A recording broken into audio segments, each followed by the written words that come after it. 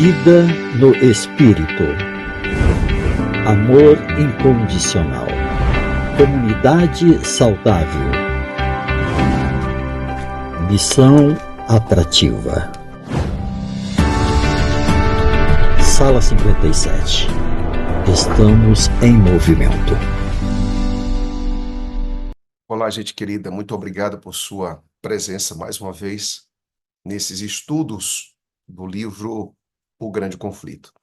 É muito bom saber que você está aí do outro lado, nos acompanhando, buscando entender, compreender melhor esse livro que traz para a gente tantas informações tão relevantes, tão atuais. O tema de hoje é o julgamento, tá? E esse julgamento, ele, claro, se a gente vai falar de julgamento, nós precisamos entender um pouco a dinâmica desse julgamento.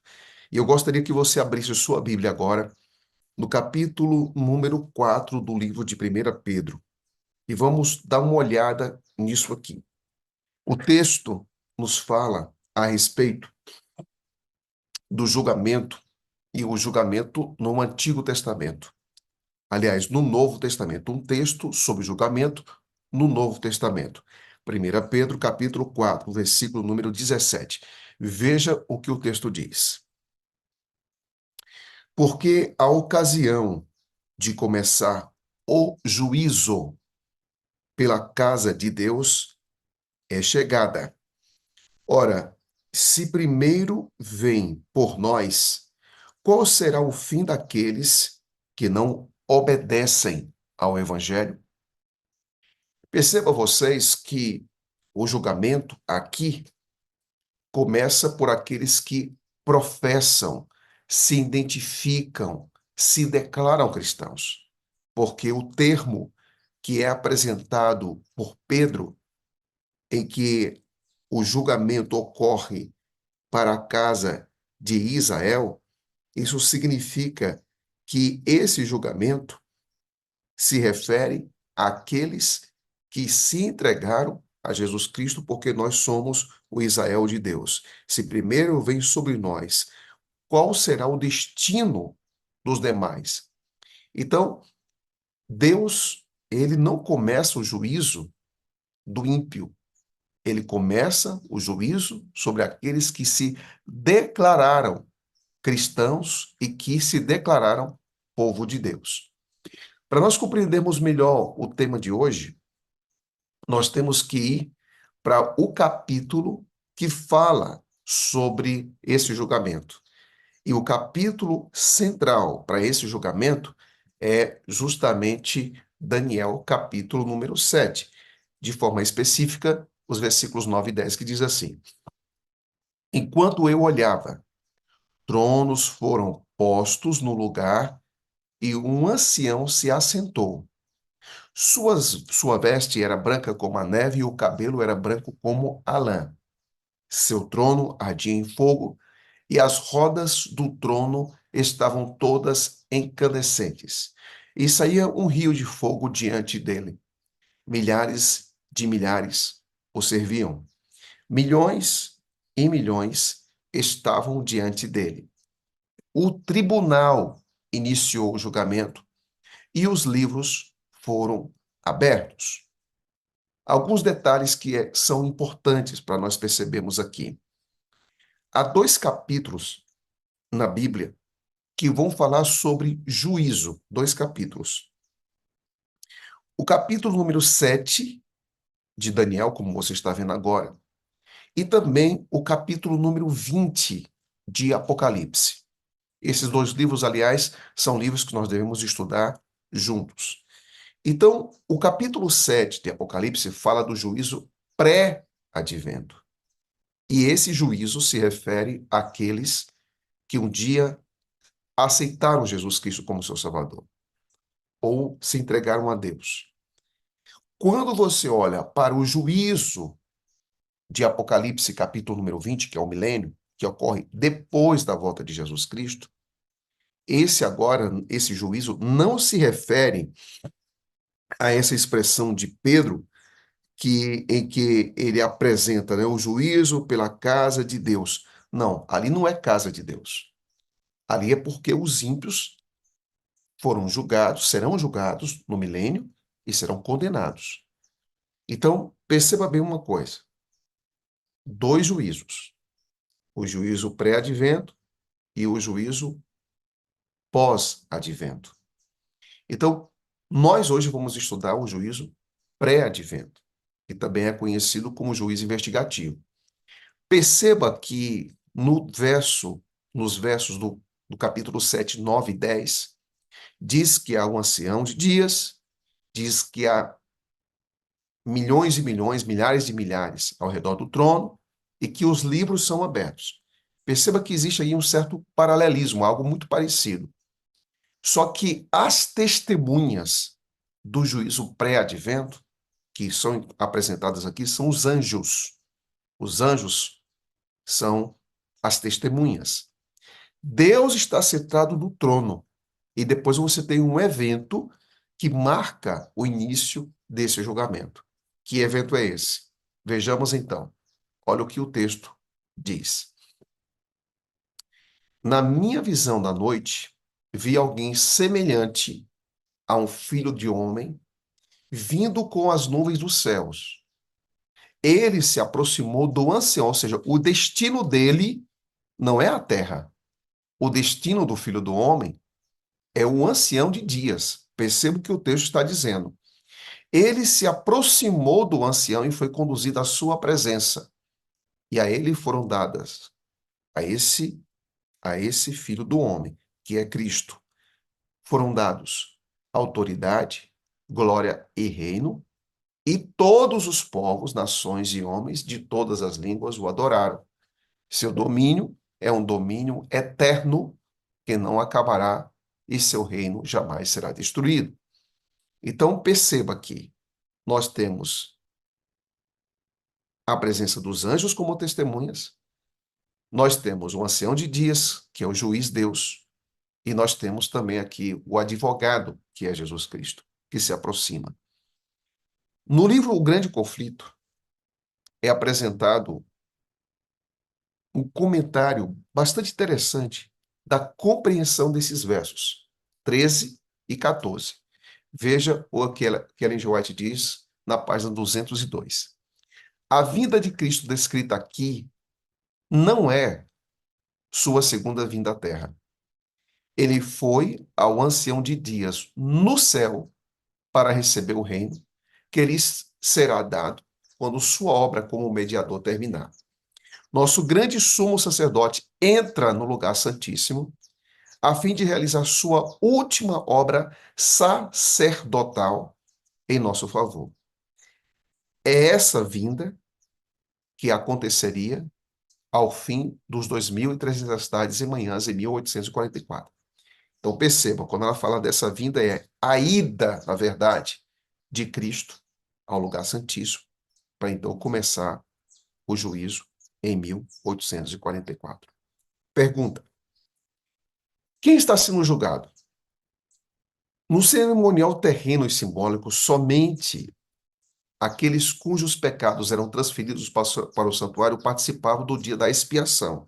Ou seja, pessoas que confessavam seus pecados, pessoas que reconheciam os seus erros e então iam ao santuário e confessavam. De igual maneira, na grande expiação final, no juízo investigativo, os únicos casos a ser considerados são os daqueles que professam ser povo de Deus. O julgamento dos ímpios é uma obra separada que acontecerá em um momento posterior. É o que eu acabei de falar no início. Esse julgamento posterior ocorre no milênio. Agora, pré-advento, somente aqueles que um dia entregaram sua vida, confessaram seus pecados, reconheceram os seus erros. Quem é que está sendo julgado? Essa é uma outra pergunta. No cerimonial terreno e simbólico, somente aqueles cujos pecados eram transferidos para o santuário participavam do dia da expiação. Então, perceba, eu estou dando aqui uma ênfase para que você saiba. Não são diretamente os ímpios que estão sendo julgados, mas aqueles que confessaram uma ligação com a pessoa de Jesus Cristo. Esses serão julgados. Agora, Onde está o registro da vida dessas pessoas? Como é que esse julgamento irá se processar? Detalhe aqui, porque às vezes a gente confunde algumas coisas que é necessário a gente entender. Eu tenho aqui em casa um livro de Norman Galen, que é um dos maiores, ele já descansou em Cristo, foi um dos maiores pesquisadores teólogos de teologia sistemática da Igreja Adventista do Sétimo Dia, e ele diz o seguinte, que é a justiça de Deus e o amor de Deus em que Satanás se levanta para questionar se Deus é justo e amável. Ele questiona isso. A rebelião do céu, do grande conflito que nós estamos estudando essa semana, leva esse tipo de questionamento. Satanás levou esse questionamento. A revelação da palavra de Deus aqui na terra, diz Norma Galen, é essa continuidade, se Deus é justo e amável. Então, quando Deus faz o juízo pré-advento, Deus não está fazendo uma prestação de contas para si mesmo. Deus está fazendo uma prestação de contas, ou seja, está apresentando que, de fato, ele é justo e ele é amável para suas criaturas. Nessa primeira instância, essas criaturas quem são? São os anjos. Justamente, olha que coisa interessante. O grande conflito começa no céu com os anjos. A primeira resposta que Deus dá em relação a quem ele salva ou não salva são para os anjos. Olha que coisa interessante. Por isso que os anjos estão ali em Apocalipse capítulo número, perdão, Daniel capítulo número 7, versículos 9 a 10, depois 13 a 14. São os anjos. Olha que coisa interessante. Depois que o mundo se envolvido num grande conflito e Cristo volta, e aí você tem o milênio, então essa prestação de contas, Deus vai dizer, olha como eu fui justo, olha como fui amável. Porque o foco que está sendo questionado aqui é o caráter de Deus. Deus não precisa ser convencido de nada, gente. Mas Deus, ele diz como agiu no plano da salvação com cada ser humano. Eu vou repetir. Deus não precisa ser convencido de nada, mas ele apresenta para suas criaturas tudo o que ele pôde fazer para salvar os seres humanos. Então, juízo é para dizer: olha como eu agi, olha o que eu fiz por cada habitante deste planeta, desde o primeiro dia que entrou o pecado neste mundo, olha o que eu fiz por cada ser humano. Detalhe: Deus, você pode perguntar, qual a relevância disso para a minha vida, pastor? Que Deus nunca desiste de você. Mesmo você sendo um cristão, Deus, ele procura, ele envia seu Espírito. Ele enviou o seu Filho. O céu se interessa por você muito mais do que você imagina. Não somos nós que queremos ser salvos, que tem um desejo intrínseco por salvação. É Deus 24 horas buscando você, trabalhando na sua vida. Às vezes a gente se sente abandonados, sentimos Deus distante, que Deus não se interessa por nós, que vive no outro mundo, noutra esfera, noutra realidade. Isso não é verdade. Por quê? Por que não é verdade? Porque Deus é justo e Deus é um Deus de amor. E esse Deus que é justiça, e esse Deus que é amável, ele fará tudo para salvar todos. Mas a gente sabe que isso não irá acontecer. Por quê? Porque muitos irão responder de forma contrária à sua justiça e ao seu amor. É muito importante compreender isso quando estudamos o tema sobre juízo. A presença de livros nesse julgamento, que são os registros, indica o quê?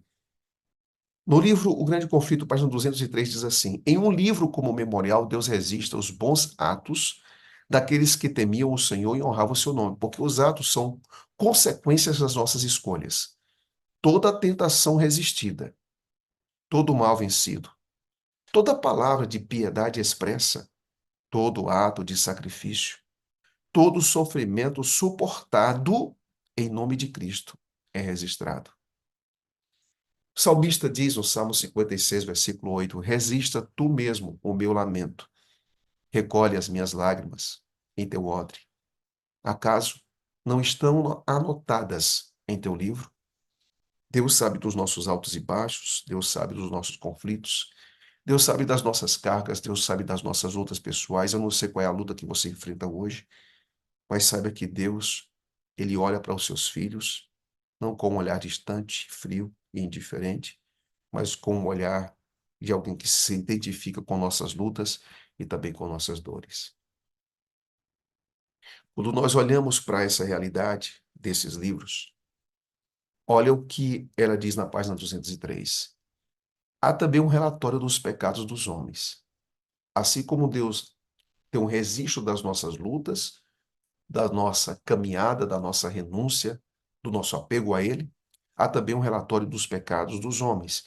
Ao lado de cada nome nos livros do céu, estão escritos toda má palavra, todo ato egoísta, todo dever não cumprido, que é a omissão, todo pecado secreto, advertências enviadas pelo céu ou reprovações negligenciadas, momentos desperdiçados, a influência exercida para o bem ou para o mal, assim como seus resultados de vasto alcance, tudo é historiado pelo anjo relator. Deus deu uma vida para você e faça essa vida valer a pena. Para que você faça a sua vida valer a pena, não viva a sua vida de qualquer maneira. E a melhor maneira de você viver nessa terra é caminhando com Jesus todos os dias da sua vida. Não desperdice seu tempo. Aproveite a sua capacidade de pensar e de escolher. Aqui o texto diz algo muito, muito, muito importante. Diz assim: todo ato egoísta, todo ato egoísta. Nós vivemos em uma geração em que o eu é idolatrado. Em que as pessoas hoje não estão se ajoelhando diante de um altar de pedra, ou de barro, ou de madeira. As pessoas estão, em sua grande maioria, se ajoelhando diante de si mesmas. Aqui diz todo ato egoísta, toda vida centralizada no eu, todas as pessoas que vivem procurando glória para si mesma, todas as pessoas que falam o tempo todo de si mesmo. Inclusive, tem cristãos hoje que usam Jesus em benefício próprio, no sentido de se promover. Você já imaginou isso? Pessoas que usam, ao invés de serem instrumentos de Deus para promover o reino, eles usam Deus para promover a si mesmo.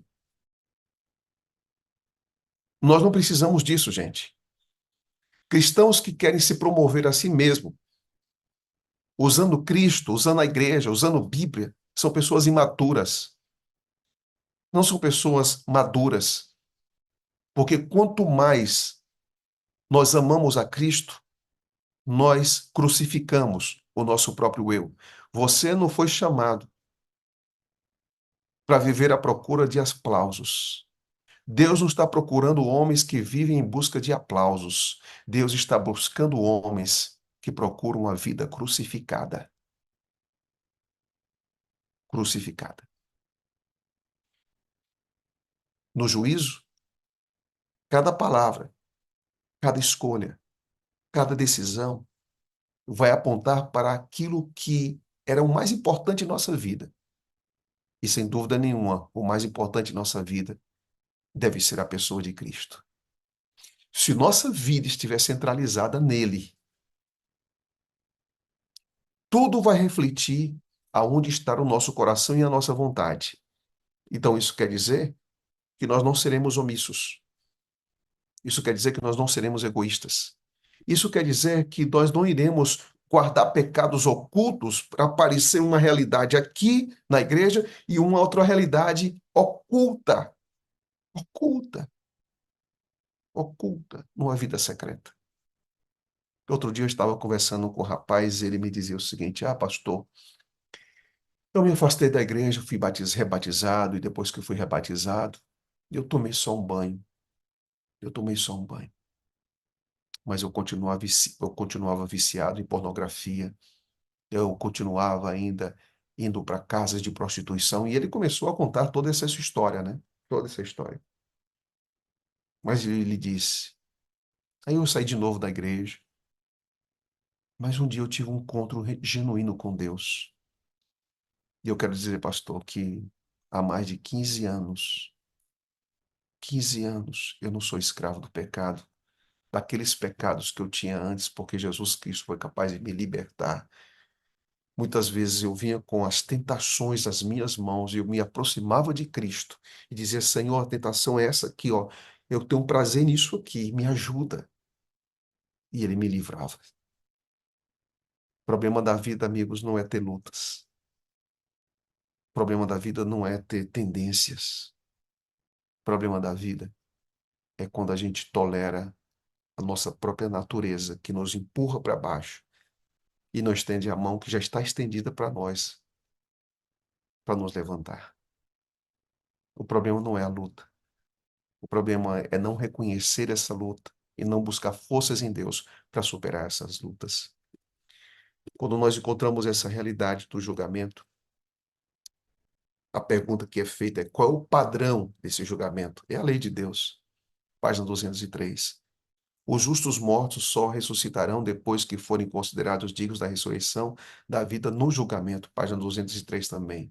Jesus comparecerá como advogado a fim de apresentar seu caso diante de Deus.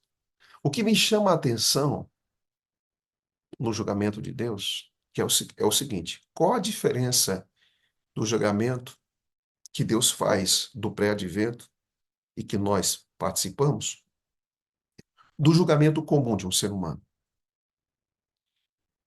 Há julgamentos que as pessoas são julgadas e elas sabem que são inocentes. Elas sabem que não cometeram aquele delito, que não cometeram aquela transgressão, que não cometeram aquele crime. Eles participam de um juízo sabendo que são inocentes. Sabemos que vão ganhar a causa porque os fatos cooperam, colaboram, corroboram de que os procedimentos que essas pessoas tiveram foram os procedimentos corretos. Eles estavam andando de acordo com a lei. Então, há pessoas que vão para o juízo, para um julgamento, e vão tranquilas. Só que, diferente do juízo humano, quando nós vamos para um juízo, para esse juízo divino, nós sabemos que nós somos culpados, gente. Ninguém vai para o julgamento se sentindo que é inocente. A gente sabe que é culpado. Todavia, nós sabemos que o nosso advogado, Jesus Cristo, assumiu essa causa por mim e por você. E ao assumir essa causa por mim e por você, os méritos dele nos tornam inocente. Entendeu agora? A gente vai culpado, reconhecendo nossos erros, mas sabemos que nele, em Jesus Cristo, os méritos dele, que ele intercede por nós, é por isso que Paulo diz o seguinte: justificados, pois, mediante a fé, ou seja, a partir daquilo que eu vi em Cristo, que eu aceito em Cristo, eu tenho paz com Deus. Sabe por quê? Porque a gente vivia em rebelião. A gente vivia em rebelião contra Deus.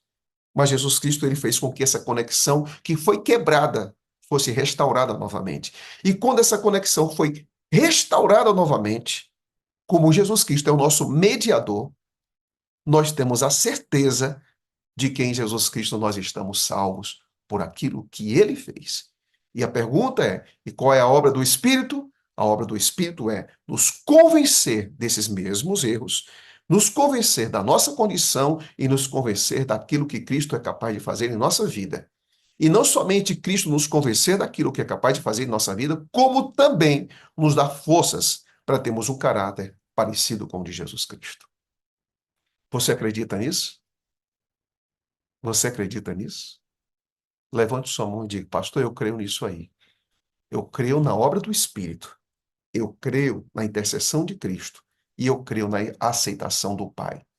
Se o Pai, o Filho e o Espírito trabalharam na criação, o Pai, o Filho e o Espírito trabalharam na redenção, o Pai, o Filho e o Espírito também trabalham no juízo. Aí você diz: aonde o Espírito trabalha no juízo? Apocalipse capítulo número 5 diz que Cristo, ele derramou o seu Espírito sobre nós. E quando ele foi derramado sobre nós, foi nos dado a garantia de que nós podemos ser filhos e filhas de Deus, porque o Espírito, a todos aqueles que dirigem, dirige os filhos e as filhas de Deus. Isso quer dizer que nós só podemos corresponder ao juízo pela aceitação do Pai, pela intercessão do Filho e pela obra do Espírito em nosso coração, que nos faz viver à altura de filhos e filhas de Deus. Compreendendo isso, veja que coisa interessante que nós podemos entender aqui. Ellen G. White diz que alguns nomes são aceitos. Está falando aqui de pessoas, dos cristãos, né? De uma forma geral. Alguns nomes são aceitos, outros são rejeitados. Agora, por que que alguns são aceitos? Porque alguns nomes são aceitos e outros nomes são rejeitados. Por quê? Essa pergunta deve ser feita. Aqui diz: quando alguém tem pecados que permanecem nos livros de registro, sem arrependimento e perdão, seu nome é apagado do livro da vida. Mas os que se arrependem e solicitam perdão, este lhes é concedido e escreve-se ao lado do nome. Perdoado. Peraí.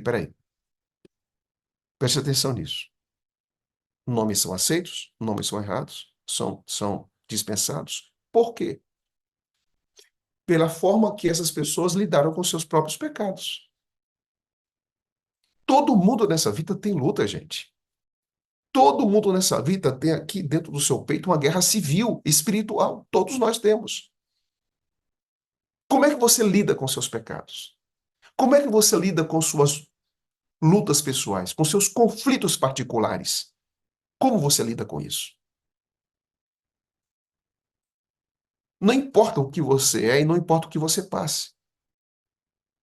A Bíblia diz: se nós confessarmos os nossos pecados, nós temos um advogado justo que perdoa os nossos pecados e que sua capacidade de perdoar pecados é muito maior, é uma escala muito maior do que a gente imagina, porque João diz que ele é capaz de perdoar os pecados do mundo inteiro. Preste atenção nisso. O nosso problema não é o pecado só, é como a gente lida com ele. E como é que a gente tem que lidar com o pecado? Com arrependimento. Mas, pastor, arrependimento, eu muitas vezes eu estou tendo alegria em fazer algo, em cometer pecado. Eu não quero me arrepender, entenda uma coisa. É o Espírito Santo que nos faz nos levar ao arrependimento. E nós temos que pedir a Deus que arrependimento é uma busca para que eu tenha de fato um arrependimento sincero, porque vou dar aqui 4 exemplos de pessoas que não se arrependeram. Você sabe por quê? Porque o arrependimento é um dom que Deus nos dá. E eu tenho que pedir para Deus, Deus me dê forças, me ajuda a me arrepender. A pergunta que eu faço é: qual a diferença, então, de arrependimento para um remorso? Deus não quer que você tenha remorso de nada.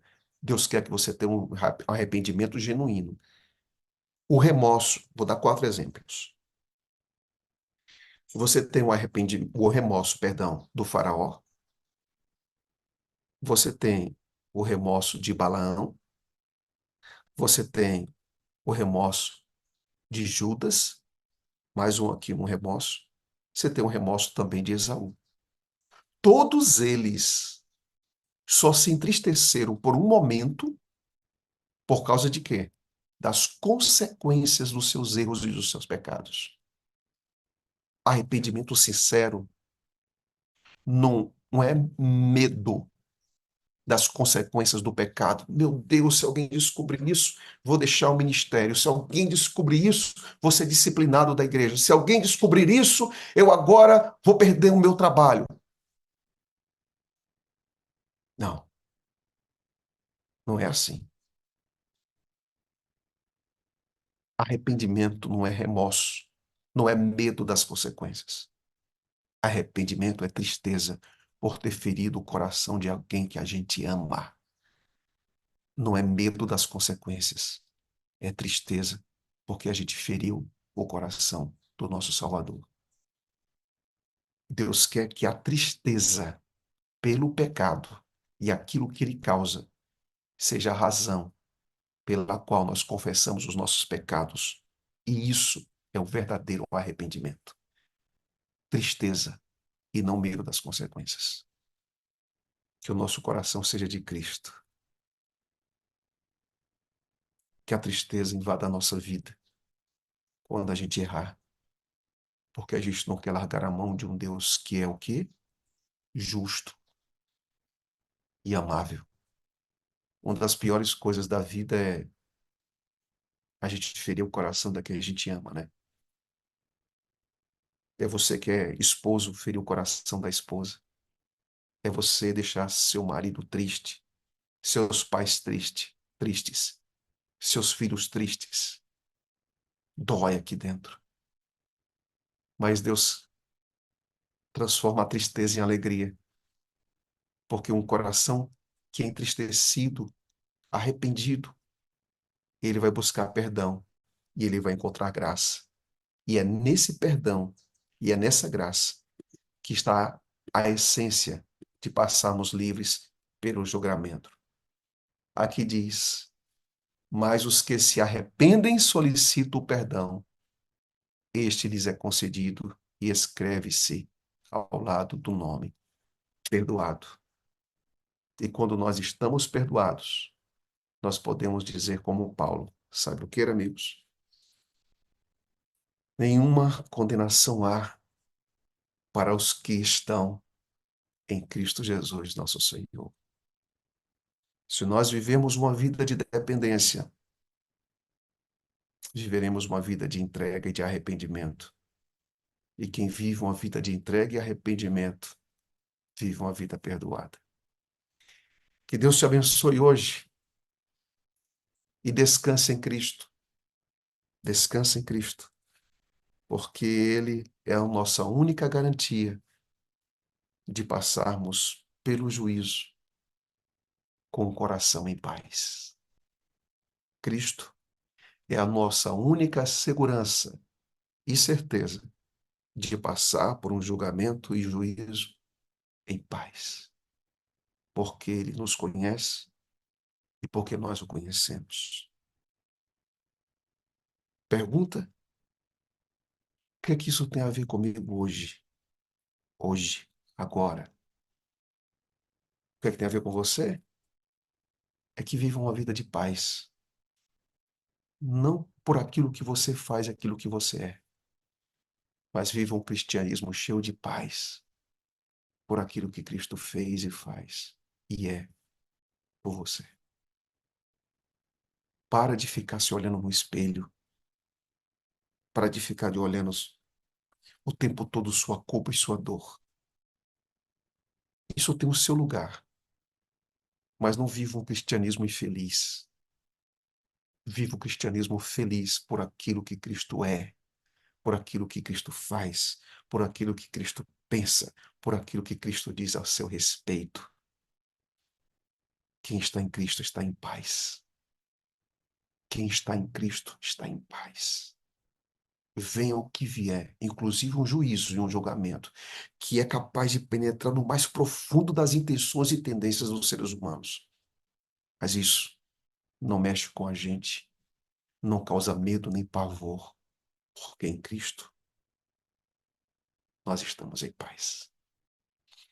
Que Deus te abençoe hoje, tenha um lindo dia e que, como cristãos que vivem no período do juízo, vivam pela fé de que o juiz é Deus, as testemunhas são os anjos, Jesus Cristo é nosso advogado, o Espírito trabalha em nosso coração para nos conduzir a Cristo e que o plano que Deus tem para a redenção nossa, todos trabalham em nosso favor. Você acredita nisso? Então viva hoje, segunda-feira, dia 1º de abril, feliz, porque isso não é mentira, isso é verdade. Feche seus olhos Meu e vamos pastor, falar. eu poderia Pode, colocar música antes da sua oração?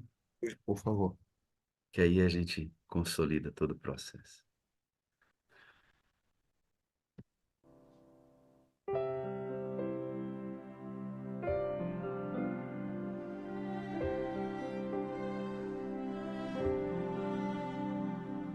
A graça é o ponto de encontro, lugar onde os fardos se espalham no chão, onde todo que chega cansado, tranquilo, descansa o seu coração. A graça se explica em uma cruz.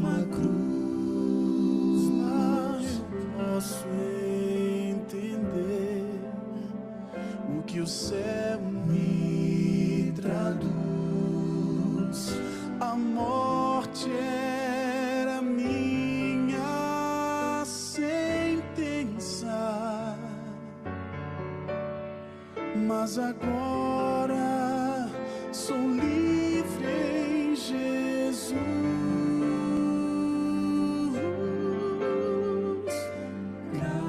Graça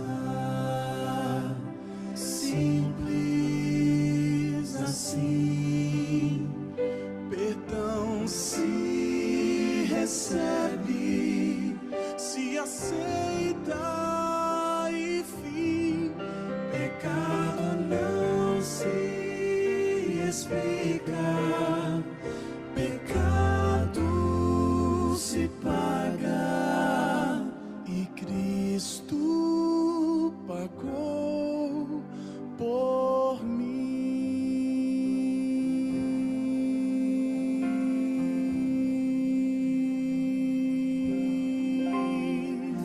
Havia imensa separação entre a raça caída e o Deus do perdão, mas a graça fechou o abismo e sem hesitar estendeu-nos a mão, mostrou-nos a estrada de volta à casa do Pai, onde iremos morar, nos dá esperança que move, a certeza que Cristo em breve virá.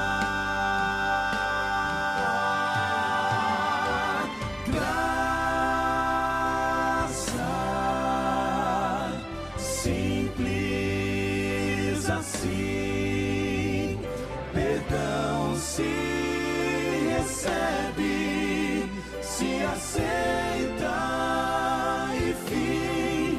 Pecado não se explica, pecado se paga, e Cristo pagou por mim.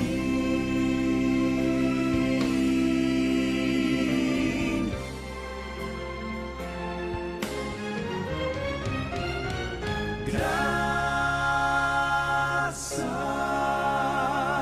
simples assim, perdão se recebe, se aceita e fim. Pecado não se explica, pecado se paga, e Cristo pagou por mim,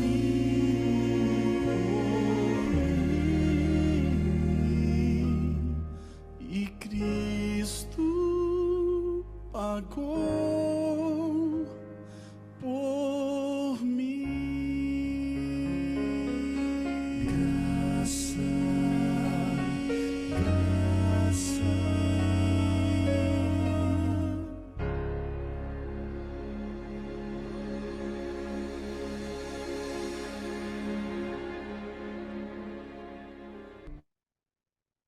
Amém?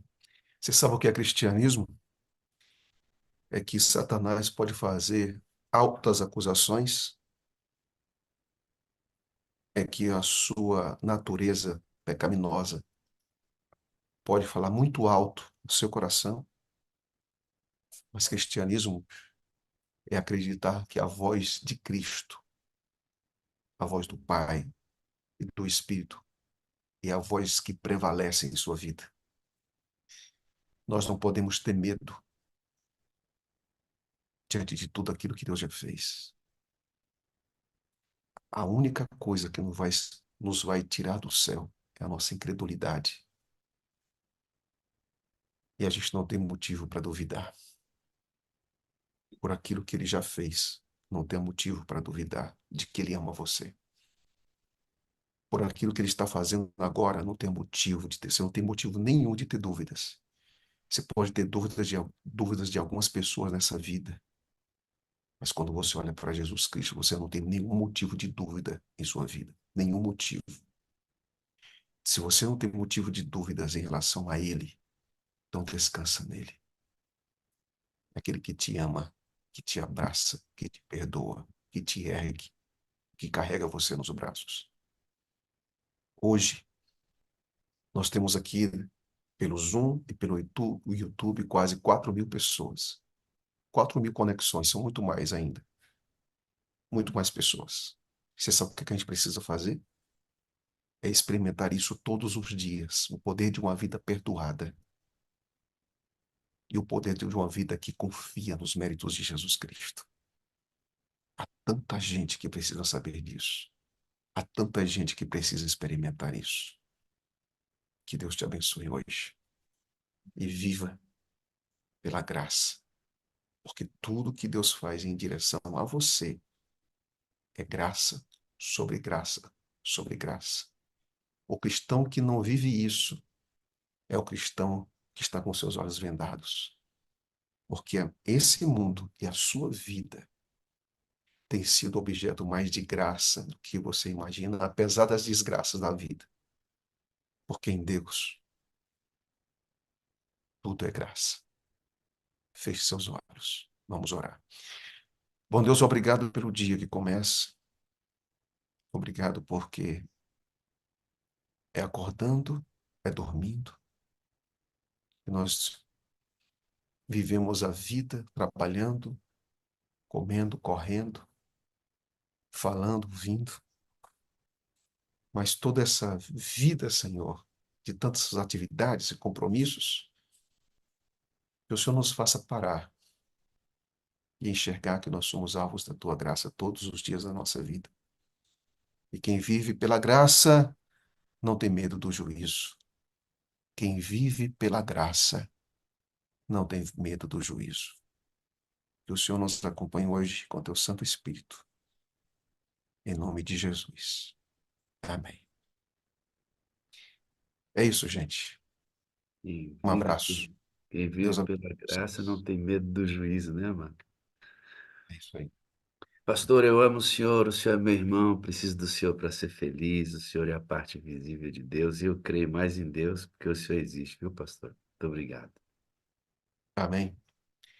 Vocês moram no meu coração, você, Wagner, também. Deus abençoe vocês e entendam uma coisa, sabe, amigos? Quem conhece Jesus não tem medo do juízo. Então descansa, tá bom? Em algum momento, Wagner, a gente pode aqui trabalhar em um futuro próximo, no segundo semestre, as 4 palavras que a Bíblia usa sobre salvação. As 4 palavras. Porque quanto mais nós entendermos isso, nós vamos descansar em Cristo. As 4 palavras. O que é expiação? O que é justificação? Você precisa entender isso. Mas vai ser para um outro capítulo. Um bom dia.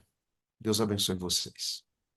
Bom dia, um grande dia e um abraço aí para todos da divisão sul-americana, meu pastor. Amém.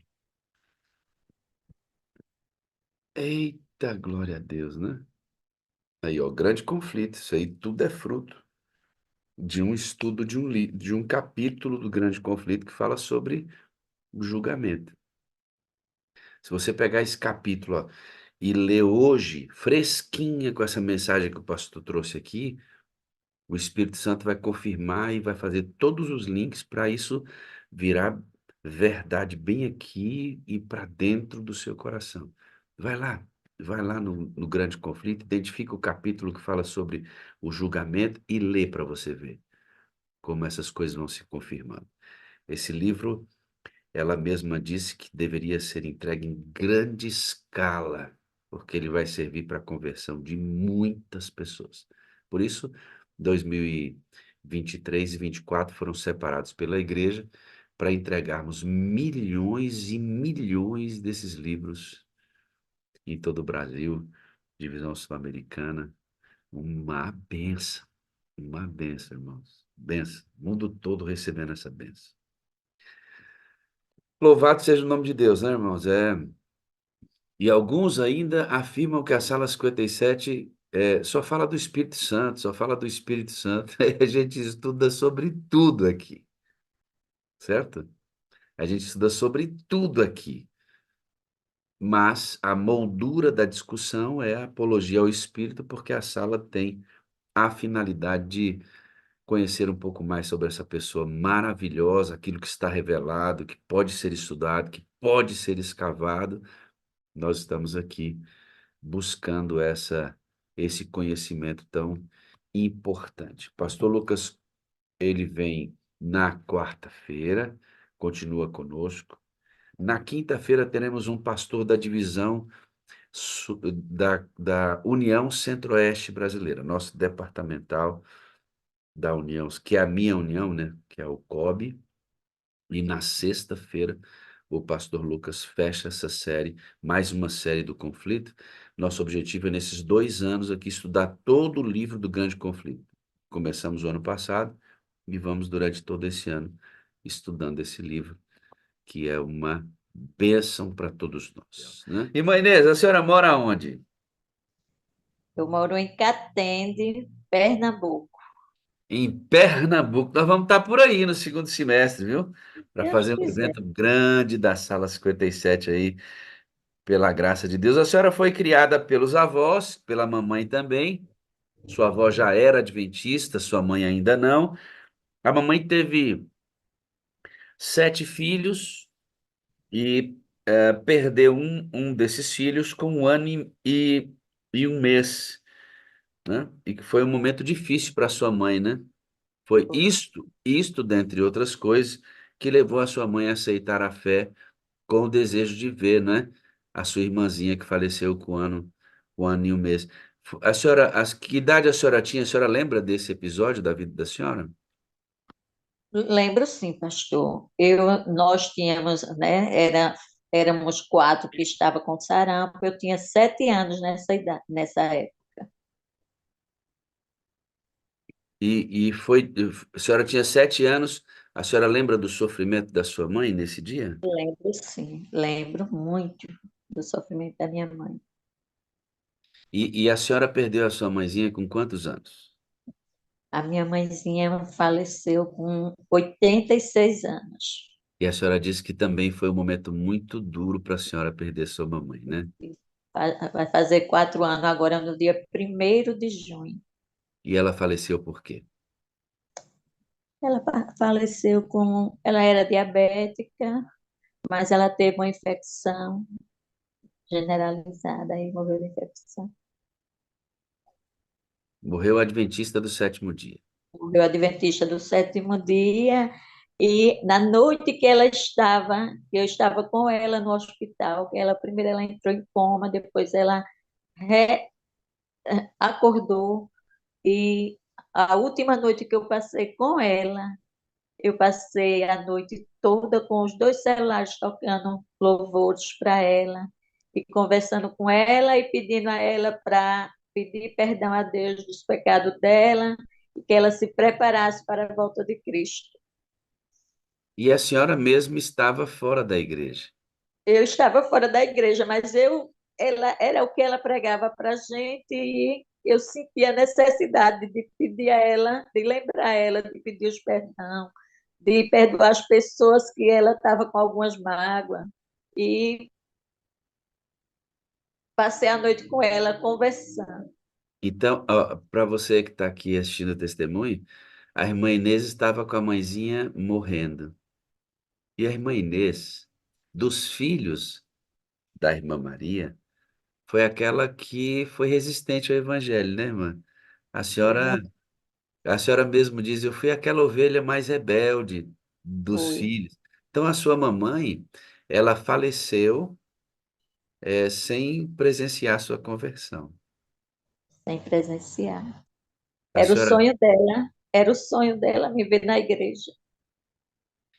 eu fico pensando, né? Nós, pela fé, porque a gente não pode encomendar ninguém para o céu nem para o inferno, viu, irmã? Uhum. Porque esse juízo é do Senhor. Mas, pela fé, pela fé, eu creio que sua mãe descansou em Jesus e fará Eu parte creio. da primeira ressurreição, porque os salvos, como o pastor pregou hoje, precisam crer na graça de Deus, né? Na graça. A senhora já imaginou, irmã Inês, a surpresa que sua mãe vai ter? Imagino. Estou pensando nessa surpresa que ela vai ter. Porque Porque ela me diz, fez tomar essa decisão. porque ela descansou e ela orou a vida pela senhora. A mãe nunca deixa de orar por um filho, né? E quando Nunca. ela descansou consciente de que você não tinha entregado o coração a Jesus.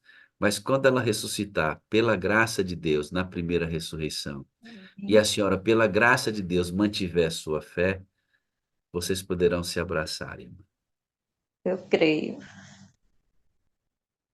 Lembra do texto que eu li hoje? Lembra do texto que eu li hoje? Eis que cedo vem, comigo está o meu galardão.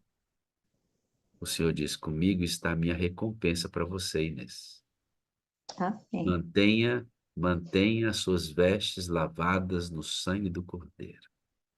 Que coisa, né? Essa será, irmã, uma das recompensas que a senhora vai receber por ter crido em Jesus Cristo e permanecido nele. Amém, pastor. Muito embora, o seu desejo de ir para o céu não deve ser primariamente o de encontrar sua mãe. Não. O seu Muito desejo maior. de, é, o seu Muito desejo de ir maior. para o céu, primeiramente deve ser De ver encontrar-se com Jesus Cristo. Jesus Cristo. E aí, depois dele, todas as bênçãos vêm, né? A sua mãe se converteu em 71 e ela se batizou com a sua irmã. A senhora vai me falar que dos irmãos a senhora era que lia, né? É. E a senhora hoje, a senhora se formou como professora, aposentou, hoje a senhora é uma professora aposentada, já cumpriu sua caminhada aí, e a senhora lia a Bíblia, lia a lição. Me conta como é que é. Ela chamava a senhora para ler a Bíblia e a lição no culto familiar? Era pastor Wagner. Ela sempre fazia o culto pela manhã, antes de sair para o trabalho, porque minha mãe trabalhava no campo. Então, antes dela sair para o trabalho, ela nos juntava e estudava a lição, e ela lia o assunto da lição e o verso, que ela chamava era o versuário, e as partes da Bíblia, era eu que lia para ela. Ela mandava eu procurar na Bíblia e eu procurava e era eu que lia as partes bíblicas. Ela não sabia ler? Não, ela sabia, mas ela queria me incluir nesse estudo. Ela sabia, e por sinal, viu? A minha mãe era uma mulher muito sábia. A minha mãe fez vários anos bíblicos e ela estava na igreja, às vezes ela cochilava, fechava os olhos por pensar que ela estava dormindo. Quando se fazia uma pergunta, ela respondia. Ela abriu o olho e respondia. Minha mãe foi muito estudada a Bíblia, estudou muito a Bíblia. Sabedoria, né? Ela sabia, já tinha lido aquilo que ela pediu para você ler várias vezes, mas ela queria que você tivesse contato com o texto bíblico, queria que você lesse a Bíblia, né? Sabedoria da sua mãe, sabedoria da sua mãe. Mesmo Meu com Deus. todo, mesmo com todo esse trato, a senhora foi resistente, cresceu e na adolescência e juventude abandonou a fé. Com que no idade a meu senhora saiu da igreja, irmã? pastor. Eu acho que aos meus 15, 16 anos, já era voltada para o mundo. Já era voltada para o mundo. E minha mãe morava no sítio e eu ficava na casa da minha irmã, na rua, para estudar. E daí eu comecei a viver outras coisas. Mas ela sempre nos orientando, sempre nos levando para a igreja, mesmo sem a gente querer, ela levava nos sábados, a gente ia para a igreja, nos domingos a gente ia para os cultos do domingo e da quarta-feira.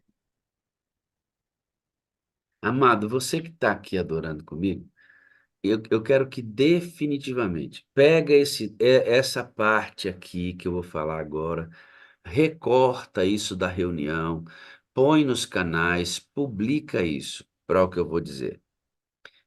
A irmã Inês, quando a mãezinha dela estava morrendo, colocou hinos e orou e conversou com a mamãe para entregar a vida a Jesus, porque a mamãe tinha algumas mágoas no coração. E se ia morrer, tinha que morrer descansando em Cristo Jesus, sendo perdoada e perdoando pessoas. E a irmã Inês não estava na igreja. Ela saiu com 15, 16 anos e ficou um longo tempo fora. Agora, os que eu vou dizer, conhecendo a Bíblia. Olha só, ela conhecia hinos. Ela sabia que a mãe precisava entregar. Olha, ela sabia tudo. E por que que Inês mesmo não entregava a vida a Jesus?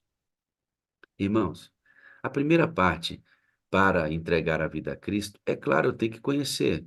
E conhecer a Cristo se conhece através da Bíblia e de pessoas que se parecem com Ele. Bíblia e pessoas que se parecem com Ele. Mas essa é a primeira parte. Tem uma outra parte que é fundamental para que essa entrega aconteça de maneira essencial e verdadeira, que é a pessoa do Espírito de Deus agindo. Ela lia a Bíblia, irmão. Presta atenção aqui. O pastor Lucas falou outro dia que reavivamento acontece através da leitura da Bíblia. E está absolutamente certo. Agora, esta Bíblia que nós lemos, ela precisa nos indicar o caminho. Se a Bíblia não é usada para indicar o caminho pelo qual você vai ser salvo em Cristo, esta mesma Bíblia não serve para o seu reavivamento. Ou seja, se estudamos a Bíblia, se estudamos a Bíblia, se estudamos a Bíblia e não somos ensinados o processo pelo qual somos salvos, esta mesma Bíblia se torna ineficiente.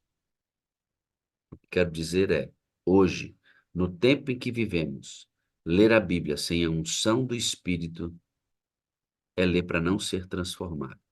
Você que está dentro da igreja já foi batizado. Essa conversa aqui, ó, é na cozinha de casa.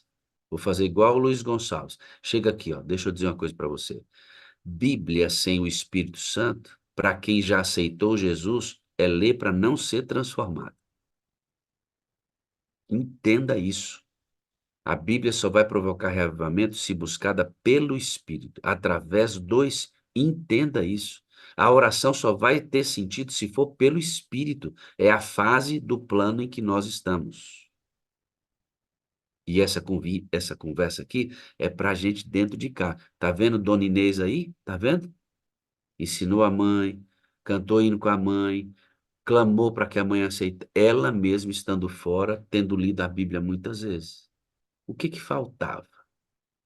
Eu vou deixar essa bola pingando aqui, tá bom? Vou deixar bem pingando aqui. Daqui a pouco a gente volta para ela, porque nós vamos conhecer um pouco mais da história da Inês.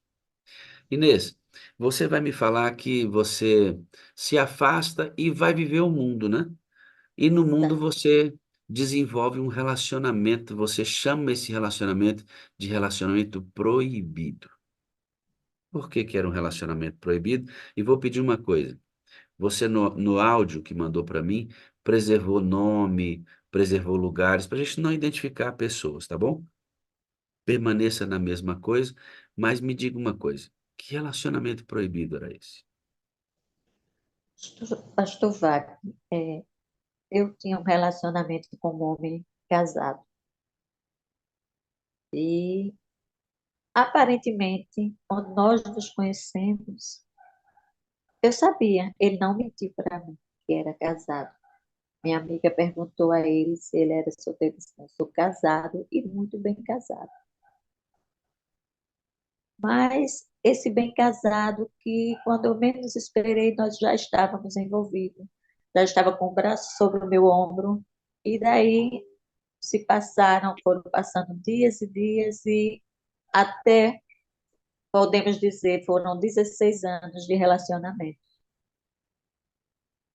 Então, a senhora teve um relacionamento com um homem casado, a senhora sabia, Sabia? a esposa dele não sabia, Não, e a senhora do lado de cá não achava errado. não, Ou vamos dizer que isso não te incomodava. não me incomodava. Até porque, pastor, eu dizia assim, somos felizes os três. Eu pensava assim. Eu não fazia ela sofrer, ela não sabia da minha existência, então ela não estava sofrendo por isso e eu também não estava me sentindo culpada. Só que as coisas mudam, né? Olha, Depois, presta atenção nisso. Só que as coisas mudam. Queridos, deixa eu salientar de novo. Daqui a pouco vou chamar o pastor Jairo, que tem um papel fundamental no que aconteceu com Inês aqui. Inclusive, o pastor Jairo está agendado para pregar com a gente dia 8/4, né, pastor? Maravilha. Então, a Inês, ela sabia de Bíblia, irmãos. A Inês foi criada, sendo levada para a igreja. Ela sabia sobre Jesus. Aí você faz assim, como uma pessoa que conhece tudo, mantém um relacionamento, como ela mesma disse, era um relacionamento proibido. Como? Da mesma forma que você mantém seus pecados hoje. Da mesma forma que você peca hoje. A irmã Inês não é diferente de ninguém aqui. Ou quando você peca, você que está olhando para mim aqui, quando eu peco, será que a gente não peca sabendo, não, que é pecado? Todos nós, em sua grande maioria, cometemos erros e sabemos que estamos errando. Agora, por que a minha pergunta, sabe, por que a irmã Inês, sabendo de tudo que ela sabia da Bíblia, ela ela manteve essa relação? Só para você ter, a senhora mesmo com tudo que a senhora conhecia sobre a igreja adventista, a senhora se casou na igreja católica, a senhora fez crisma na igreja católica. foi. Porque aos meus 24 anos, eu já era, né? Eu nem era adventista, nem era. Aí eu disse: não, eu vou ficar na igreja católica, eu vou casar na igreja e eu precisaria ser batizada. E eu fiz isso. Por sinal, foi num domingo de Páscoa que eu me batizei. Eu me batizei na Igreja Católica, arrumei meus próprios padrinhos, não foram os que a minha mãe já tinha procurado na minha infância. Eu escolhi meus padrinhos e fiz um catecismo, né, eu estudo catecismo e me batizei, me crismei e no dia 5 de maio eu casei na igreja, na civil e na igreja. Só que esse casamento não durou muito. Esse 2 anos, casamento né? durou 2 anos. O que E mais daí, me que mais me impressiona, irmã Inês, é o fato da senhora ter sido criada no seio adventista, sabendo tudo, né. Irmãos, deixa eu dizer, eu vou reafirmar aqui, o conhecimento da Bíblia, para você que já entrou, já aceitou Jesus como Salvador, o conhecimento da palavra sem o Espírito Santo não transforma, não transforma. Inês já era de dentro, Inês já era de dentro. A senhora viveu um relacionamento, como a senhora mesmo disse, proibido, um pecado acariciado durante 16 anos e não conseguia se libertar dele e nem sequer em algum momento quis isso. Viveu isso como se não tivesse errado ou não tivesse problemas. E muitas vezes a gente vive com nossos pecados assim, né? Acariciando, achando que eles não têm problema. Até que Um tal de pastor Jairo ofereceu para a senhora o link da sala 57. Isso mesmo. Está aqui adorando com a gente.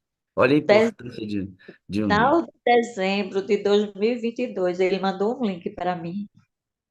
E eu comentei com a minha amiga, Niedja, né? Eu disse, Niedja, pastor Jário mandou um link para mim de uma sala, mas começa tão cedo. Ela disse, Ave Maria, ele nem inventa de mandar para mim, que ele já sabe que eu não me acordo cedo. Ela disse, mas assim. E eu fiquei uns 2 dias, depois eu entrei na sala e entrei um dia muito demorado.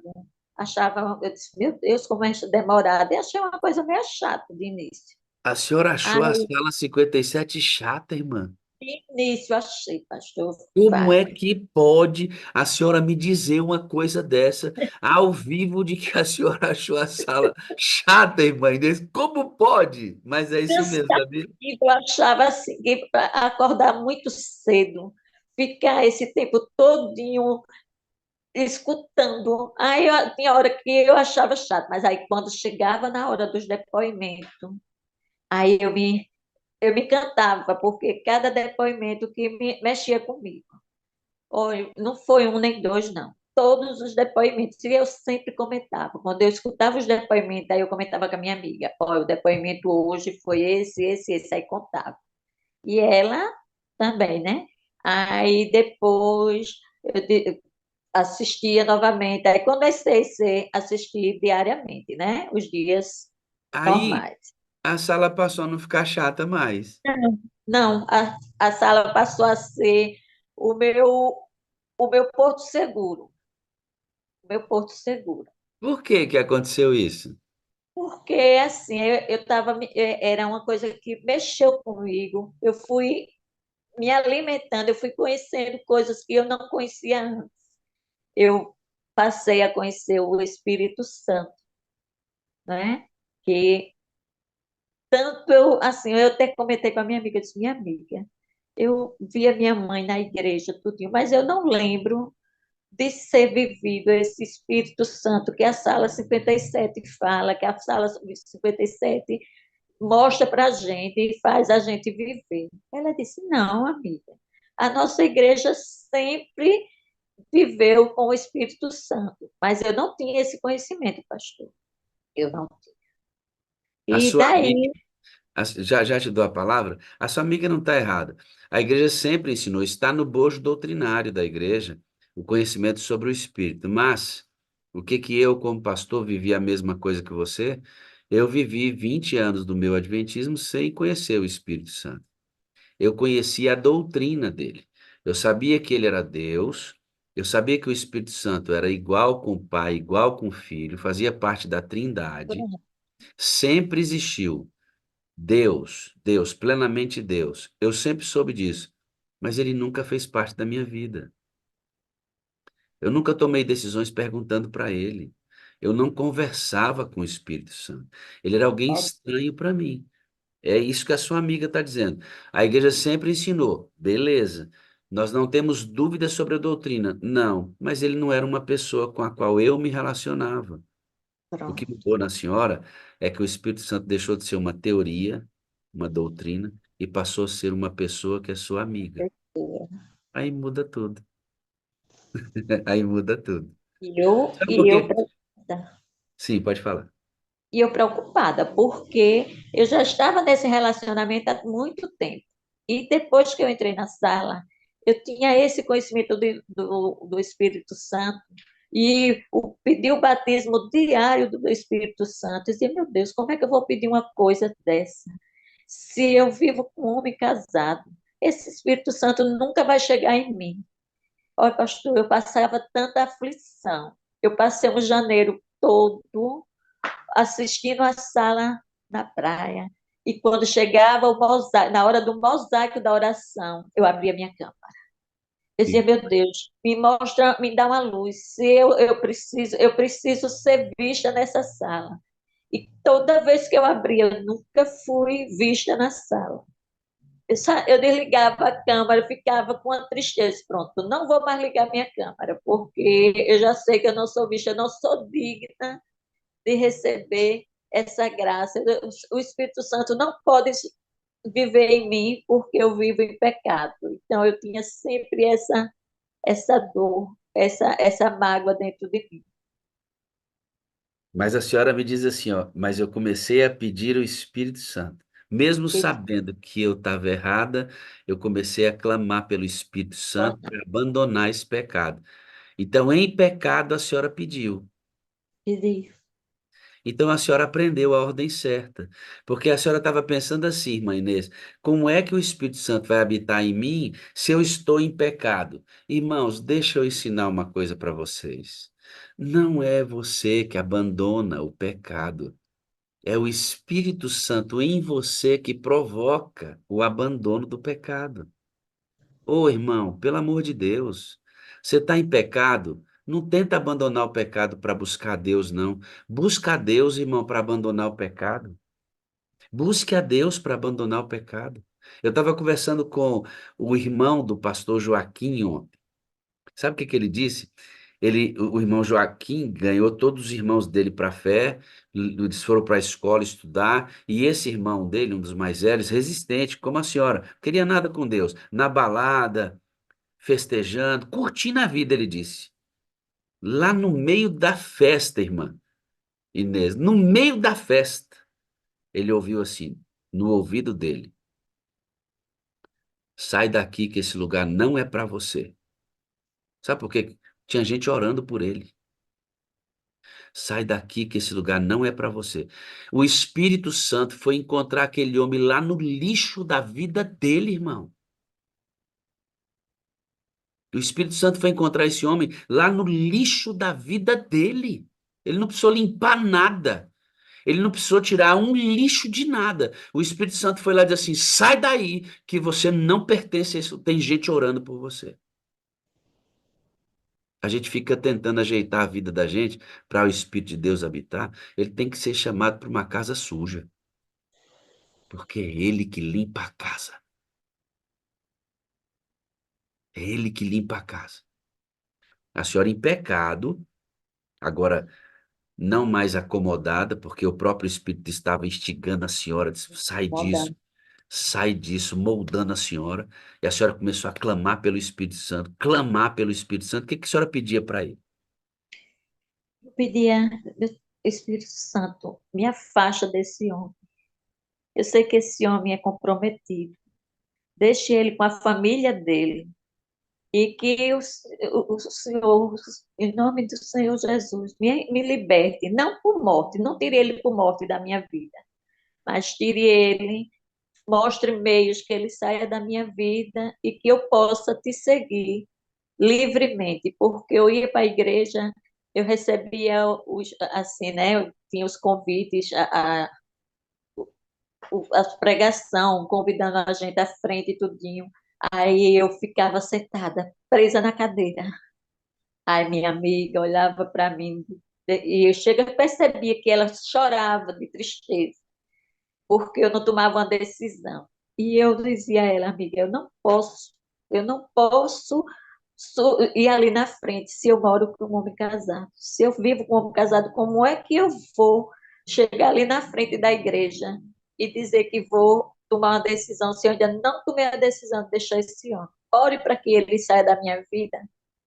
Aí ela olhou assim para mim, que ela também gostava muito dele, gosta muito dele, ele é uma pessoa maravilhosa. Aí ela fazia, não posso orar diferente, não. Eu disse, não, eu ore para que eu possa me libertar dele, e ele se libertar de mim. Só isso.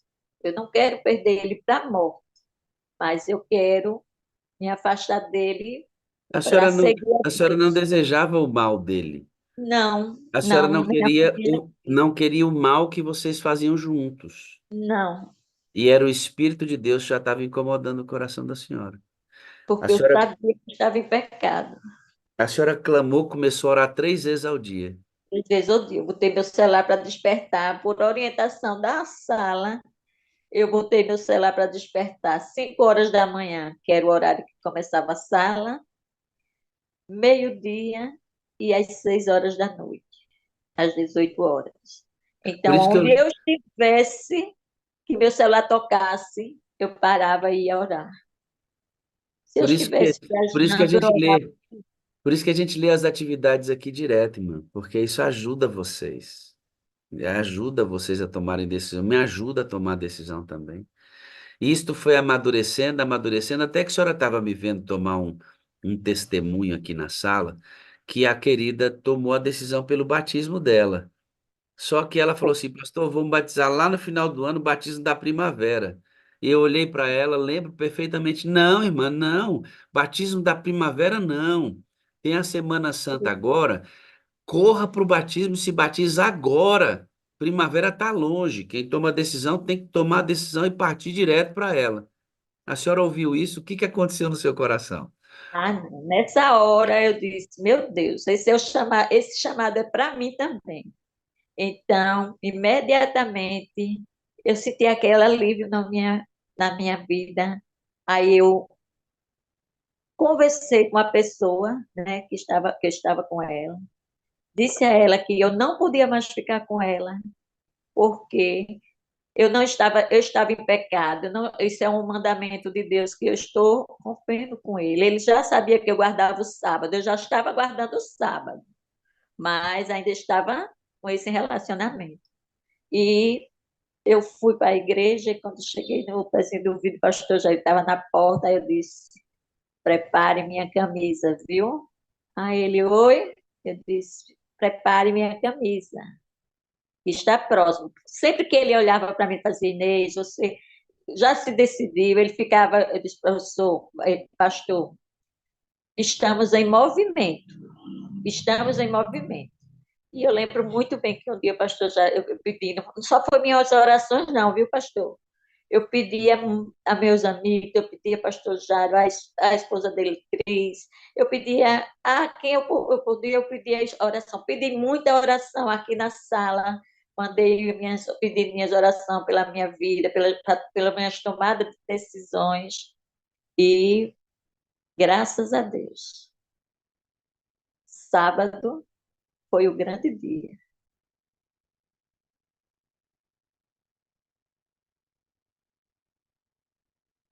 Tá sem som. O que que aconteceu sábado? Sábado foi o meu batismo, foi a coisa mais linda do mundo. Foi lindo. A, a, a Cris cantou um hino lindo, maravilhoso, que eu fui para um culto na igreja no distrito de Laje Grande e eu escutei esse hino. Não me pergunte o nome, porque eu não sei o título do hino, mas o hino me tocou. E eu disse assim, esse hino, assim, me identifica muito esse hino. Aí ela olhou para mim e disse, então, foi lá, pediu para botar no pendrive dela e disse, quando você se batizar, eu vou cantar esse hino para você. Eu disse, jura? Eita, glória a Deus. Exatamente. Ela mesmo, ela dodói, que ela estava passando por um procedimento, né?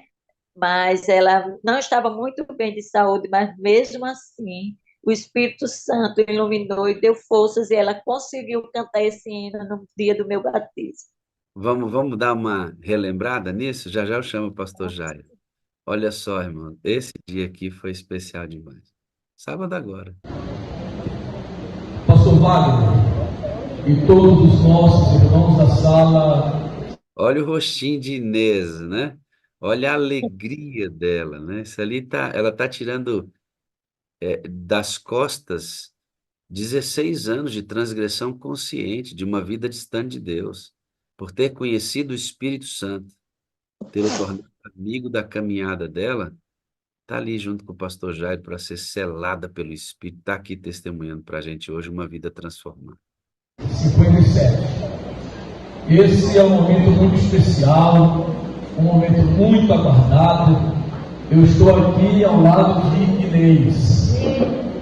Inês, ela fez questão de ser batizada com a blusa da sala 57, porque ela reputa a sala 57 muita influência para que ela pudesse hoje estar testemunhando da sua fé.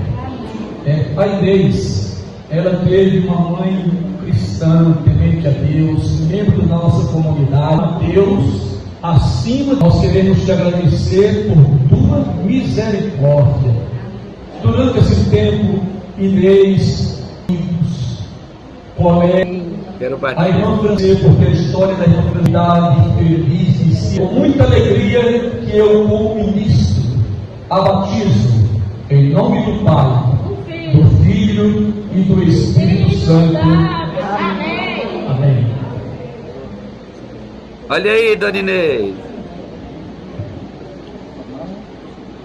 Nas claras águas deste mar, os meus pecados deixarei. O que a senhora sente quando vê isso, Dona Inês? Ai, pastor, uma alegria imensa. Eu sinto que eu nasci de novo. Eu sou uma nova criatura. A senhora abandonou o pecado, né, irmã? Amém. A senhora está livre disso, graças a Deus. Amém. A senhora sabe que não tem culpa mais nenhuma. Eu creio. A senhora não precisa nem lembrar disso, porque Deus já esqueceu. Essa é a graça de Deus. Onde abundou o pecado, superabundou a graça de Deus.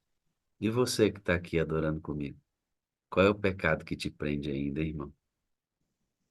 Ah, puxa vida, mas como pode? Como pode? Egoísmo, inveja, mentira, falsa, dupla personalidade, teimosia, rebelião. Você sabe que tem que fazer uma coisa e não faz. Isso é pecado, irmão.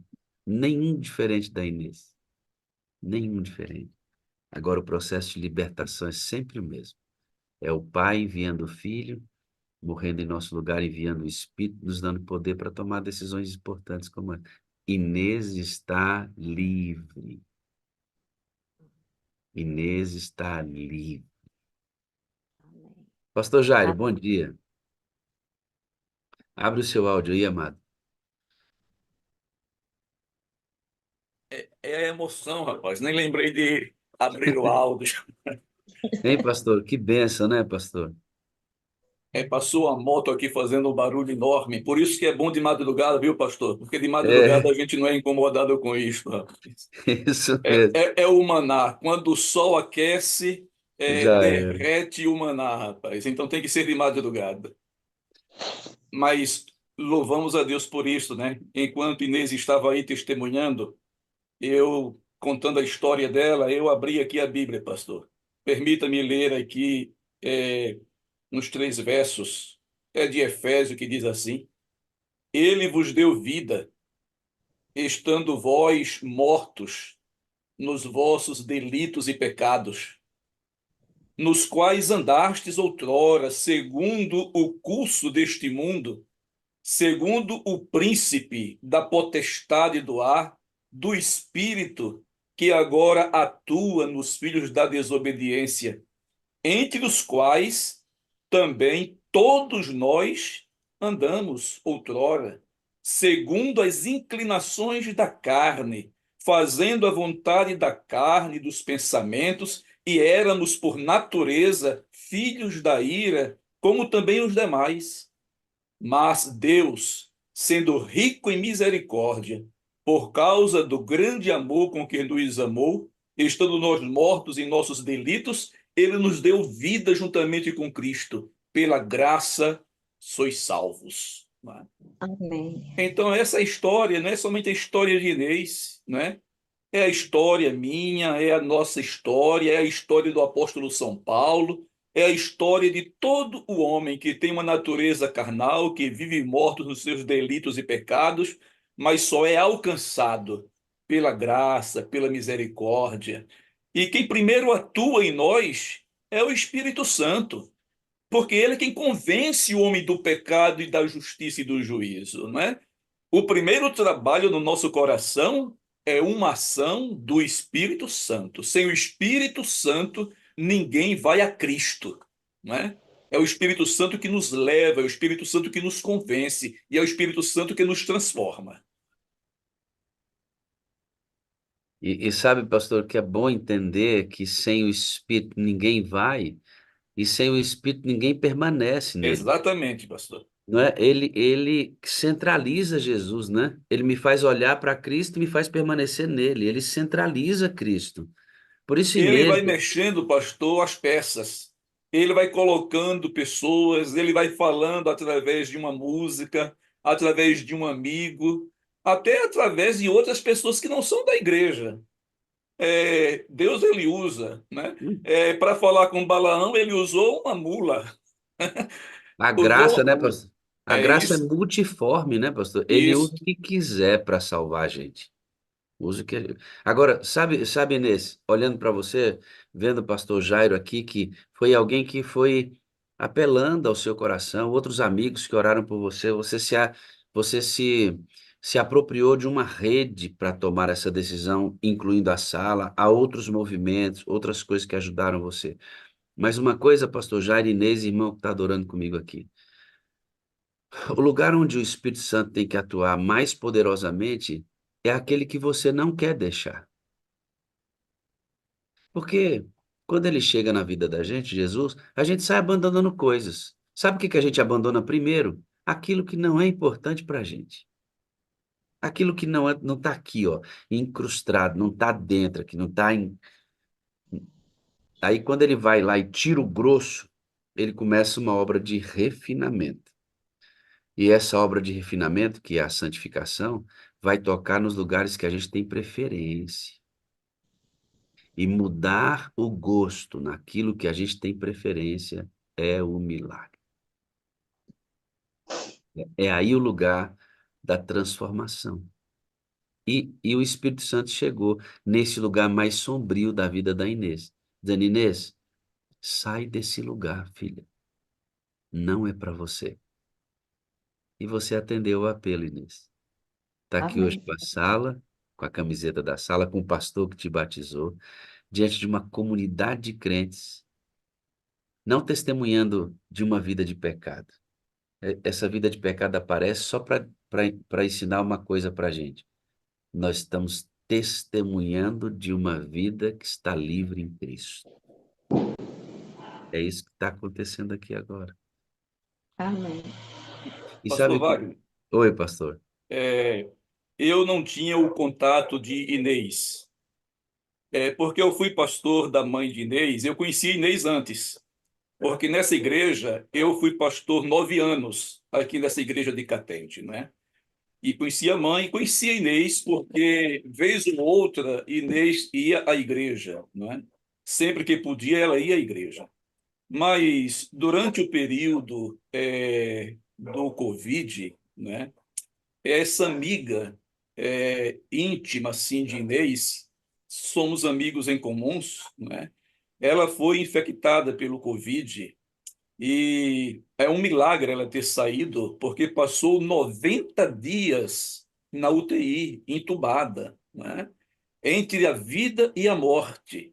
E eu recebia sempre notícia de Niedja, que é essa amiga, e de um ancião aqui que é amigo nosso. E ele disse: Olha, quem me dá informação é Inês, filha da irmã Francisca. Eu disse: Passa o contato dela para mim. E eu salvei o contato de Inês, né?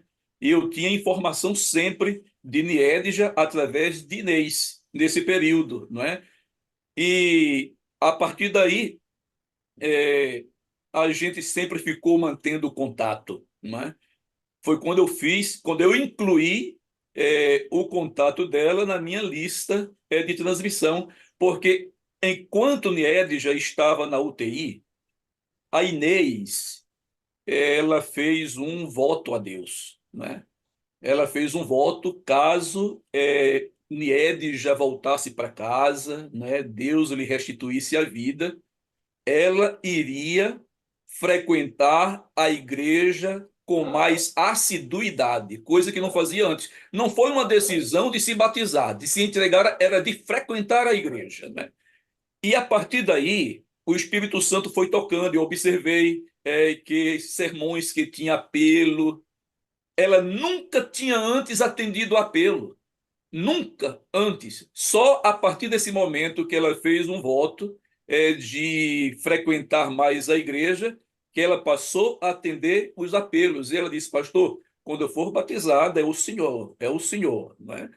E depois ela me procurou e disse, olha, eu quero ser batizada, porque ela viu também uma pessoa que depois eu vou passar o contato para o Senhor, que está aqui na sala, que é a Nalva, queria ser batizada com a blusa da sala 57. Ela viu e disse: eu, quando for me batizar, eu quero ser batizada com a blusa da sala.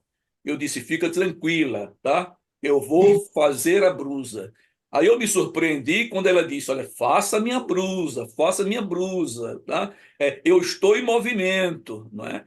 E no final do ano, no final deste ano, antes dela ir para a praia, não é?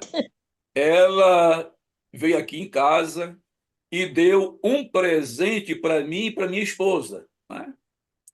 E quando eu abri o presente, né, era uma gravata, né? Era uma gravata.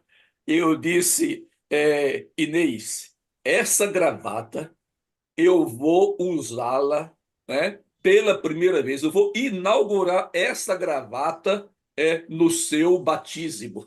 Não, pastor, pode usar antes. Não, querida. Só quando você se batizar é que eu vou utilizar essa gravata. Porque Inês já tinha dito várias vezes que ia se batizar, está chegando, eu estou em movimento, ore, ore. E eu disse, Inês, não basta somente orar, né? É oração. A gente ora, mas você precisa agir, você precisa tomar essa decisão, né? E foi isso que aconteceu. Deus nos deu a graça de, nesse sábado, o batismo seria no domingo à noite. Eu estava fazendo a minha semana numa outra igreja, mas ela queria ser batizada por mim, e eu estava pregando no sábado, era um sábado de família, e a gente aproveitou e fez a cerimônia batismal de Inês. O E senhor louvamos a usou, Deus por sua o, graça, por sua misericórdia. o senhor usou a gravata rapidinho. É. Um Meu pastor. trimestre, pastor. Ficou aguardando um trimestre ainda, porque foi em dezembro, né? Mas foi mais rápido do que a gente imaginava. Obrigado, meu pastor, pelo seu testemunho e envolvimento. Ter enviado o link para ela, pastor. Obrigado pela ajuda de sempre que o senhor traz para nós aqui. Estamos juntos, Deus, pastor. Deus te abençoe, amado. Amém. Deus te abençoe. Inês, aí, seu pastor ali que batizou você, que bênção, né? Inês, vamos terminar? O que é a sala Pastor, 57? Oi, antes pois que não. termine, eu quero dizer a frase. Não, não vamos dizer, mas eu vou perguntar uma coisinha antes para a senhora. Certo. O que a sala representa para a senhora? Pastor, eu já lhe disse, olha, a sala hoje é, foi meu porto seguro. A sala hoje, ela me mostrou a forma de amar as pessoas, de ver as pessoas com outros olhos, entendeu? De, de tudo, de viver o Espírito Santo, de saber que o Espírito Santo existe, que não se vai a Deus sem o Espírito Santo. Então, a sala, para mim, foi o leque que se abriu na minha vida. Quando eu me batizei, quando eu saí para ir para o tanque, aí uma irmãzinha chegou a mim, veio atrás de mim, atrás, né, e disse assim: quem lhe deu estudo? Eu disse: ninguém. Ela disse: ninguém. Quem foi, menina, que te preparou para o batismo? Eu disse: a sala 57. Aí ela disse: aí foi. Eu disse: foi. E segui para ir trocar de roupa. Mas ela queria saber se alguém ainda mais tinha me instruído, né? Fora pastor Jade, né? Que o pastor Jade sempre esteve comigo em todos os momentos. É bom demais saber disso, né? Fazer essa sala, irmã Inês, é um desafio para todos nós que estamos aqui. E você que está adorando comigo aqui, sabe por que que eu peço para você fazer sua lista de transmissão, irmão? Sabe por que que eu falo? Cria sua comunidade, enche de gente essa comunidade. Procura saber lá como é que faz. Pode fazer. A gente precisa aumentar o número de links distribuídos. Olha o que que o pastor que se preocupou com a ovelha, ele mandou o link. O trabalho dele, o trabalho da amiga, a frequência à igreja. Aí vem o link da sala, começa a ouvir as mensagens, testemunho, descobre o Espírito Santo. Está aí, livre. Não está livre de não pecar, não, viu? Não. Não está livre das inclinações, não. Está livre do pecado. Abandonou, está livre. É de Jesus, é de Jesus, é de Jesus. Amém. Não tem nenhum registro, irmã. Não tem nenhum registro dos pecados passados da senhora no céu. Todos foram apagados. A senhora está livre. A senhora está livre. Graças a Deus por isso. Eu te amo. Eu preciso de você para ser feliz. Você é a parte visível de Deus e eu creio mais em Deus porque a senhora existe. Amém. Pastor, eu também te amo. O Senhor é a parte visível de Deus. E eu creio mais em Deus, porque o Senhor, o pastor Jair e toda a sala 57 existe. Você é a parte visível de Deus. De É na hora Deus. de falar, dá um nervosinho, né? Isso é a parte visível. Vamos repetir comigo? Vamos? Você ficar Vamos. feliz? Vamos. Ó. Eu te amo. Eu te amo. Eu preciso de Eu você para ser preciso de feliz. você para ser feliz. Você é a parte visível de Deus. Você é a parte visível de Deus. Eu creio mais em Deus Creio que mais você. em Deus porque você existe. Obrigado, viu? Vamos envolver a Filomena aqui para a gente orar pelo aniversário dela. Filó, abre o seu áudio aí. Eu quero orar pela Inês e agradecer por sua presença, viu, Filomena? Sempre aí, está completando aniversário hoje.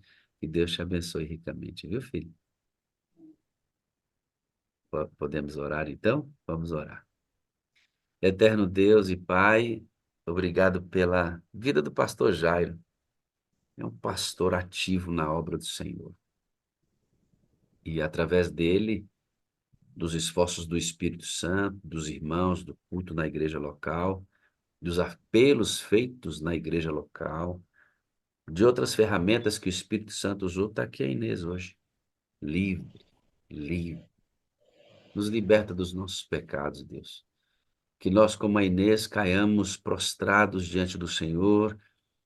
E como a Inês fez, por favor, Senhor, nos liberta disso, nos liberta disso. Eu quero ser livre disso. E o Espírito Santo nos concederá a vitória em Cristo Jesus. A Filomena está fazendo aniversário hoje. Abençoa a vida dessa menina, Deus, sua família, e que esse próximo ano seja um ano de ricas bênçãos espirituais para Filomena. A todos que estão fazendo aniversário hoje, que recebam as mesmas bênçãos. Em nome de Jesus. Amém. Amém. Amém. Bom dia, Filó. Bom dia, meu pastor. Deus te abençoe, viu? Feliz aniversário. Obrigada, pastor. Eu amo o senhor. Eu também amo você. Que legal, né? Ótimo. Grande dia, filhinho. Eu acho até que houve um bom dia com alegria. Vamos desejar para a Filó um feliz aniversário? Vamos, Inês? Todo mundo. Feliz aniversário para Inês. Feliz aniversário! Feliz aniversário! Feliz aniversário, Filomena! Te amo! Feliz aniversário, Nós amamos você, minha linda! Bora, gente! Vambora, gente! Olha aí o Lupe atrás da tenda. Bom dia, com alegria, minha filha e o Mário! Bora, Bora! Bom dia, botando três, ó.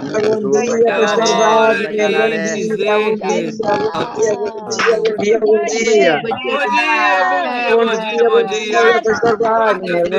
Vambora, meu povo. Bom dia!